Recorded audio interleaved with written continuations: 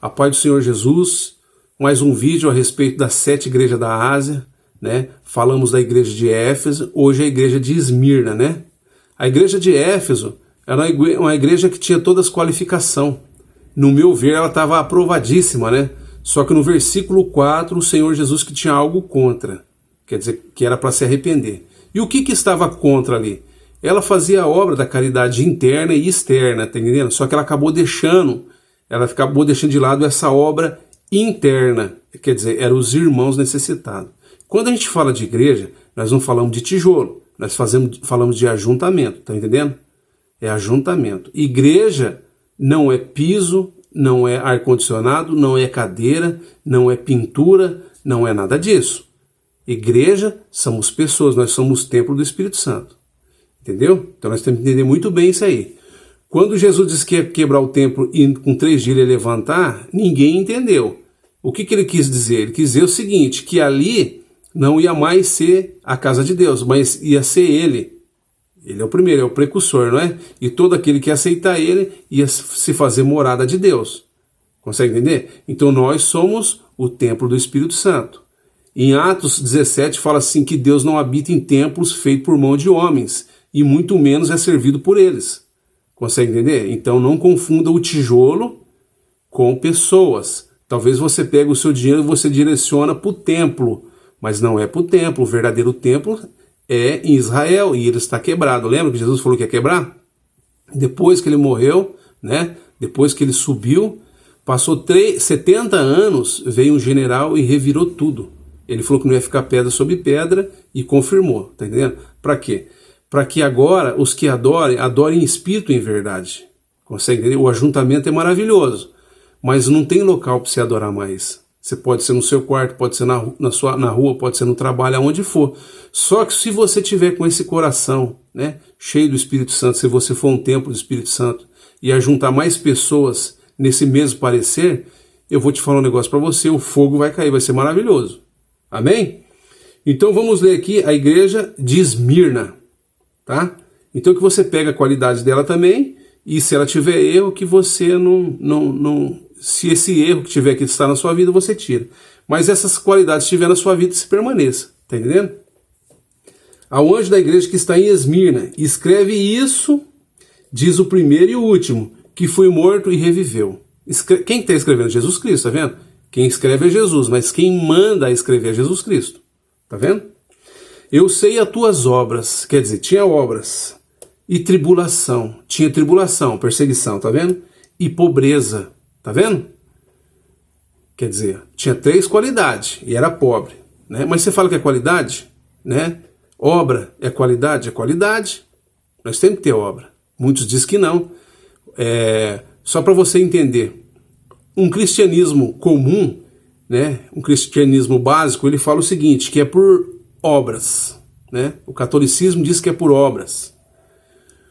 Os evangélicos, né, e protestantes diz que é por fé. Só que a palavra diz aqui que sem fé, né, a obra é morta e vice-versa. Então tem que ter os dois, tá vendo? Contradiz uma e outra. Só para você entender. Contradiz, né, o catolicismo e contradiz os protestantismo. Tá entendendo? Porque o protestante diz que é por fé, né? E o catolicismo diz que é por obra. A palavra diz que não. A fé sem obra é morta, tá vendo? Então tem que ter os dois, tem que caminhar junto. Amém? Então tinha obras, tribulação. Por que tribulação? Por causa da obra. Você prega o evangelho, quando você fala de evangelho, você é perseguido. O mal se levanta contra você quando você quer fazer a obra, enfim. Tá entendendo? E pobreza, né? Aí abre o parênteses aqui, mas tu és rico. Como que pode uma pessoa ser pobre e ser rico? Tá entendendo? Porque eles eram pobres mesmo. Só que aqui está falando que eles é rico, por quê? Porque o próprio Senhor Jesus não era rico, né? Ele era filho de carpinteiro, tá vendo? Era pobrezinho. Ele disse que não tinha onde reclinar a sua cabeça, tá entendendo? Ele não tinha, tudo que ele ganhava ele dava aos pobres. Então por isso que a pobreza é uma qualidade. Se você servir a Jesus, não adianta você ser pobre e não servir Jesus. Porque se você é pobre e serve a Jesus, você sempre está clamando a Deus e Ele sempre está te ajudando. Não é assim que funciona? É assim que funciona. Mas fala, mas tu és rico. Como rico? Por quê? Porque na sua pobreza, tribulação, né, e você fazendo a obra, quem que você clama, né? O Senhor? Então, toda vez que você ajoelha e clama o Senhor, você fica face a face com Ele. Você começa a se encher do Espírito Santo, você começa a se encher das coisas de Deus, então você é rico. E a palavra fala assim, ó, o que adianta ganhar o mundo todo e perder a sua alma? Tá vendo que qualidade?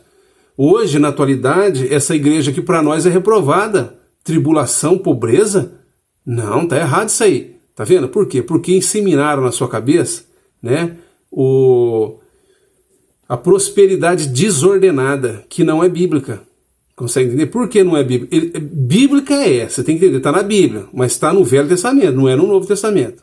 Então, se você dividir a Bíblia, que ela é dividida em dois, o Novo Testamento e o Velho Testamento. O Velho Testamento só fala de prosperidade para o povo de Israel. Tá entendendo? Alguma coisa vai vir contra você agora, né, nessa palavra aqui. Só que o Novo Testamento aqui, o Novo Testamento, né, o Evangelho, ele fala, é oposto. Tá entendendo? É para o cristão. E o velho aqui, dá para entender todas aquelas maravilhas ali, eram para os judeus. Lógico que nós não podemos descartar o velho, porque tem profecias a ser vista aqui, tem história para a gente ver, tem exemplos para a gente pegar e não fazer igual elas fizeram. Só que nós não podemos viver, tá entendendo? O Velho Testamento, mas o Novo Testamento. Porque a palavra aqui, no versículo abaixo, ó, vai pegar essa doutrina, né, de pregar só o Velho Testamento aqui. Mas só para você entender então. Mas tu és rico, né? Rico do quê? Cheio do Espírito Santo. Tá entendendo? Ó. E fala aqui, ó. E a blasfema do que se diz judeus e não são, mas são sinagoga de Satanás. Não tá falando, só fala isso. E a blasfema. O que ele quis dizer? Então o Senhor Jesus, ele sempre faz isso. Ele começa falando uma maravilha e depois ele põe algo no meio que parece que está completamente oposto ao que ele está falando ali, né? Isso aqui é para ser revelado pelo Espírito Santo. Você está entendendo? É só ele, nós temos que clamar, pôr o joelho no chão. Senhor, mas o Senhor começou a falar alguma coisa que já mudou? E quem que são eles da sinagoga de Satanás? Está entendendo? Mas vamos entender agora. Os que dizem ser judeus e não são, mas são sinagoga de Satanás. Paulo, ele batia de frente contra o judaizante. Eram homens judeus que tinham aceitado o Senhor Jesus e eles queriam colocar preceitos e doutrina judaica no meio do cristianismo. E não pode. O Senhor Jesus não gosta disso. Judeus é judeus e nós como cristão é cristão. Os judeus, ele tem que aceitar Jesus. Para aceitar Jesus, ele vai ter que esquecer de todo o judaísmo. Consegue entender? Por quê? Porque o Senhor Jesus, só para você entender, homem nenhum conseguiu cumprir as leis. Homem nenhum, a não ser o Senhor Jesus, tá vendo? Todos os homens reprovaram na lei. Só um que conseguiu, que foi ele, o Senhor Jesus. Por que só ele conseguiu? Por quê? Para que eu e você e os judeus conseguissem se salvar, porque os judeus não estavam conseguindo se salvar. Eles não conseguiam cumprir todas as leis. São 600 e poucas leis. Se você tropeçar em uma, você tropeça em todas. Agora, se você aceitar Jesus, você entra debaixo da graça. Você sai fora da lei. Só que agora o Senhor Jesus dá 2 mandamentos. Tá entendendo? E nós temos que seguir esses 2 mandamentos. E fala assim, amar a Deus sobre todas as coisas e o próximo como a ti mesmo. Todo mundo fala que isso é os 10 mandamentos. De fato, é os 10 mandamentos. Amar a Deus sobre todas as coisas e o próximo como a ti mesmo. Você está entendendo? Só que se eu amar o próximo como a mim mesmo, eu provo que eu amo a Deus sobre todas as coisas. Porque não tem outra forma de eu falar que eu amo a Deus, sendo que eu não amo o meu próximo. Eu estou me enganando. Você consegue entender? Então, só para você entender, o Senhor Jesus dá esse mandamento para quê? Para que a gente não fique envolto da lei mosaica, do judaísmo. Então, ele reprova isso. A lei é para os judeus, não é para nós. Entendendo? E se eles tivessem observado o Senhor Jesus, eles tinham mudado completamente a lei. Eles iam ter que mudar a lei. Porque o Jesus estava pregando uma outra lei que era do amor em prática. Você está entendendo? Então o que acontece? Nós corremos um grande risco de ficar no judaísmo. Então, vou falar de várias denominações. Então, aqui fala os que dizem ser judeus, mas não são, mas são sinagoga de Satanás. Então tem muitos judeus que, na verdade, que era para ser judeus, observar a Torá, observar as leis do Senhor. O que eles fizeram? Eles se desviou por ocultismo, cabala, ocultismo, várias coisas. Então, essa palavra vai de encontro com eles. Os que dizem ser judeus, mas não são, mas são sinagoga de Satanás. Não são todos judeus, tá entendendo? Não são todos. Falo do cristianismo, romanismo, né? os que se dizem ser judeus e não são. No catolicismo, eles alegam que eles têm sacerdotes, né? E a palavra diz aqui que sacerdote só pode ser da tribo de Levi. Então essa palavra vai contra eles, os que se dizem ser judeus e não são, mas são sinagoga de Satanás. Não sou eu que estou falando, a palavra está falando. Tá entendendo? O islamismo, tá entendendo? Eles falam que eles são os verdadeiros judeus. Então preste atenção, os que se dizem ser judeus e não são, mas são sinagoga de Satanás. Tá vendo? Vai batendo de frente com toda a doutrina. O protestantismo no contexto geral, consegue entender? Aqui fala o seguinte, que aquele incenso, lá no Velho Testamento, Deus pediu para fazer um incenso, e era para uso somente dele, para que ninguém fizesse. E se fizesse ia ser extirpado, ia ser morto, não era para ser feito. Então tudo que foi feito aqui não era para se tornar fazer. Você pode ver que Jesus profetizou que o templo ia ser quebrado. O templo lá, né, que Salomão fez, que estava em Israel, ia ser quebrado, e foi quebrado 70 anos depois, né, que ele subiu, né. Então, só para você entender, o templo ele pode ser feito? O templo ele não pode ser feito. Você sabe por que o templo não pode ser feito? Porque Jesus ele transferiu o templo de pedra, né, que estava virando um comércio ali, para o templo do corpo dele, tá entendendo? E o templo do Espírito Santo somos nós, assim como ele foi. Você tem que entender isso aí. Então o que acontece? Hoje no protestantismo se levantar o templo, igual o templo de Israel. Isso não pode acontecer, porque se diz ser judeus e não são, mas são sinagoga de Satanás. Não pode fazer a arca do concerto. Tá entendendo? Sabe por que não pode fazer a arca do concerto? O Senhor Jesus falou que não era para fazer. Senhor Jesus não, Deus no Velho Testamento diz que não era para fazer. Então quer dizer, eles estão tentando se passar por judeus, mas não são sinagoga de Satanás. Estão tocando chofar dentro das igrejas, chofar para o judaísmo. Toma cuidado, meu irmão. Toma muito cuidado se não está no Novo Testamento. Aí eu vou te falar até do dízimo. Aqui no Novo Testamento fala, não podemos confundir, meu caro irmão. Não podemos confundir. Tem pessoas que falam assim, então não é para me dar o dízimo e eu não vou dar nada. Não é isso. O dízimo é para os judeus. Para os cristãos é uma oferta segundo propôs seu coração, sem avareza, e não por necessidade, mas como para o Senhor, com amor. Como para o Senhor. O que o Senhor fazia com todo o dinheiro que chegava na mão dele? Não era para o órfão, para os pobres, para a viúva? Então ele está falando assim, meu amigo, a sua oferta que você está dando não é para o templo de tijolo, consegue entender? Não é para homem, mas é para a obra, é para os pequenininhos, para os pobrezinhos, para o irmão aí dentro que está necessitado. Será que você não consegue entender que o Espírito Santo está tentando te ajudar a fazer uma obra para você subir, para você alcançar o reino dos céus? Apocalipse, quando fala das vestes brancas, você vai entender, é a obra dos santos. Obras de caridade, obra de amor, meu irmão, não é dízimo não. Você pode ver em Atos dos Apóstolos, quando o anjo aparece para o centurião Cornélio, olha o que ele falou. Ele falou assim, Cornélio, as suas esmolas e as suas orações chegou até o trono de Deus, até o trono de Deus. Não falou do dízimo. Presta atenção, meu irmão. Presta atenção. Judaísmo é um e cristianismo é outro. Paulo falou que quando ele partisse, eles iam colocar muitas heresias encobertas para a perdição dos irmãos. Consegue entender? Então muitas vezes você dá o dízimo, você nunca faltou, nunca falhou, tá certo. Só que você não está fazendo o amor em prática, meu irmão. Você está deixando de fazer essa maravilha, você vai ser até feliz aqui. Tá entendendo? Vai talvez até dar resultado, mas a veste branca você não vai ter.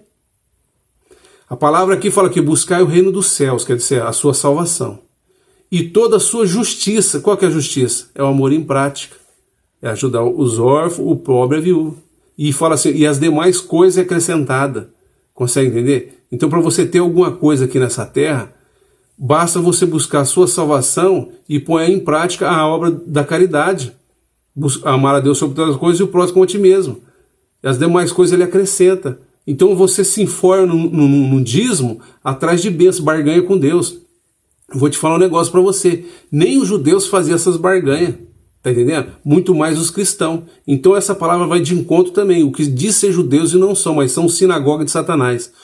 Todos os preceitos que é usado dentro de doutrina cristã hoje, que tem base no judaísmo, essa palavra vai de encontro. Os que se dizem ser judeus, mas não são, são sinagoga de Satanás. Então toma cuidado, você está correndo um grande risco. Não deixe as doutrinas judaicas entrar no cristianismo, na sua vida. E tem entrado e eu estou vendo. Outra forma que entrou, já falei no começo, o velho e o novo. O Velho Testamento, meu amigo, a gente observa, profecia, os erros deles para que não errar. Mas essas promessas da terra prometida que é para ele, não é para nós. O cristianismo, a terra prometida, ela vem do alto. Consegue entender? É o reino dos céus, não tem nada a ver, você não pode confundir. Eles estão te confundindo. Alguns homens aí pegam a palavra de Deus, lê um trecho aqui no Velho, porque está na palavra, é a palavra de Deus, e você vai falar amém, não é? Você vai falar amém. E eles pegam isso aqui e pedem para você fazer um mundaréu de coisa, tá entendendo? E você vai e faz. Meu irmão, vou te falar a verdade para você, isso é judaísmo. O Novo Testamento é o cristianismo. Se decide, você é judeu ou você é cristão. Você não tem sangue, você não tem linhagem, não tem como você ser judeu. Tá entendendo? Mas tem como você ser cristão. Então para de ficar nessa observância do judaísmo. Aqui está sendo reprovado. Tá entendendo? Mas não a igreja de Esmirna está sendo reprovada. Jesus está falando que ele é contra os que dizem ser judeus e não são, mas são sinagoga e Satanás. Tá entendendo? Então, ponto. No versículo 10, fala aqui, ó, nada tema das coisas que há de padecer. Quer dizer, ela já tinha tribulação e pobreza, e ela parece que ia padecer mais. Tá entendendo?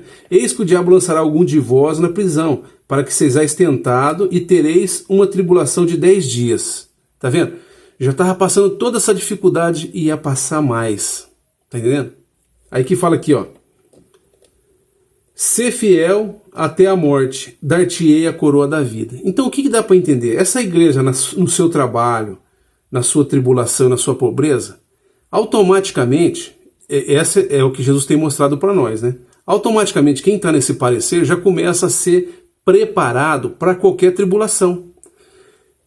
Imagina você, a pessoa que tem tribulação, pobreza e essas obras aqui. Se chegar a grande tribulação, ela consegue passar, ela vai conseguir passar. Sabe por quê? Ela não está negando o nome do Senhor Jesus, por mais que tudo isso está acontecendo com ela. Ela não vai negar. Está entendendo? Então, aqui eu consigo entender que o Senhor Jesus está preparando alguns. Hoje, se você tem esse parecer aqui, ó, se você é pobre, se você tem tribulação e está na obra do Senhor, é nítido perceber que o Senhor Jesus está te preparando para os dias maus que estão vindo. E você vai conseguir passar. Tá entendendo? E ele fala que ser fiel até a morte, mesmo que você for morrer, seja fiel até a morte. E ele fala, dar-te-ei a coroa da vida. Jesus Cristo fala aqui em Lucas, aqui, ó, quando matar algum de vós, cuidarão de fazer um favor a Deus. Como fazer um favor a Deus? Sabe por quê? Porque Deus no Velho Testamento fala assim que os pensamentos dele é maior que os seus. O caminho dele é maior que você. Você quer caminhar aqui embaixo. Você pensa que aqui embaixo e ele quer te tirar daqui para quê? Para que você esteja do lado dele. Não é o propósito, não é a proposta? Para que você anda aonde ele anda. Tá entendendo? Só que infelizmente a gente quer ficar aqui embaixo, se enraizar aqui embaixo. Tá vendo? Então deu para entender? Que maravilha, né? Então ela não tinha reprovação nenhuma, ela já sofria e Jesus falou que era para guardar, ó. O diabo vai lançar algum de vós na prisão, né? Por pouco tempo, né? Para que você seja tentado, seja provado, né? Aí ele fala, ser fiel até a morte, não nega meu nome não, não nega tudo que você aprendeu de mim, não nega não, que eu vou te dar a coroa da vida, tá vendo? Então a igrejinha que está sendo preparada, tudo indica que essa igrejinha aqui é ela que vai ficar no arrebatamento. Quando começar a tribulação, é ela que vai permanecer ali. Então ela vai sofrer muito, consegue entender? Mas ele vai dar a coroa da vida. E ela já está sendo preparada. E tem muitos irmãos nos dias de hoje, dentro de várias denominações, que tem esse parecer aqui, tá entendendo? Que é pobre, que tem tribulação, que está pregando o evangelho, está falando, tá vendo? Que maravilha, que glória. Mas voltando aqui, aí, quando fala aqui da sinagoga de Satanás, não que eles tinham essa doutrina, essa igrejinha não tinha, mas é interessante que Jesus ele só entra com essa conversa nesse meio só para provar que ele não gosta. Então essa igrejinha também ela não permitia que os que dizem ser judeus e não são permanecessem ali. Consegue entender? Amém? Então, Pai do Senhor Jesus, essa é a carta de Esmirna, né? Uma carta reprovada. E a próxima será a de Pérgamo. Amém? Irmão, fica na paz, Deus abençoe. O intuito aqui não é defamar a denominação, não sou eu, está na palavra. Nós vamos ler as 7.